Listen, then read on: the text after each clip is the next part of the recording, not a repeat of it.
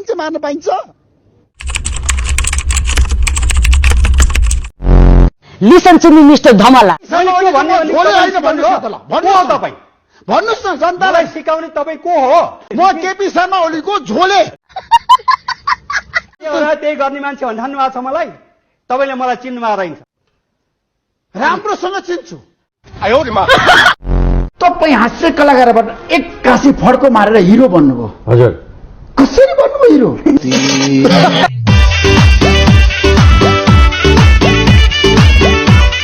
यदि म राजनीतिमा आई भने यो देशको प्रधानमन्त्री बन्यो भने म 3टा मात्रै काम गर्छु।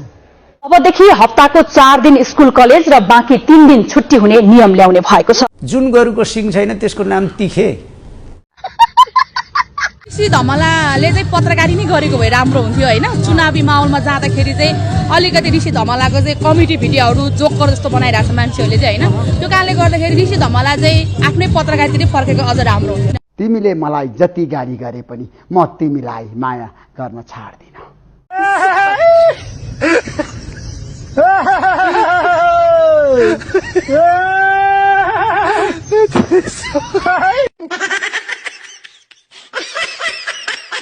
मधेसमा तराईमा यसको महत्त्वपूर्ण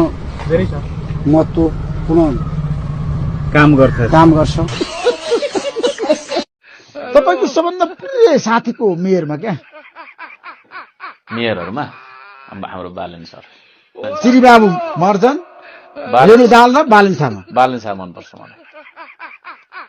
मेरो बेस्ट फ्रेन्ड नै उहाँ हो त अहिले। चुनाव पछाडि त मै हो प्रधानमन्त्री। तपाई हो प्रधानमन्त्री। फागुन 21 गतेको निर्वाचन पछि प्रधानमन्त्री को हो त प्रधानमन्त्री? बालन शाह। हे त्यस्ता मुला। हरे राम हरे कृष्ण हरे राम हरे कृष्ण हरे 1 2 3 go राम हरे कृष्ण हरे राम हरे कृष्ण हरे राम।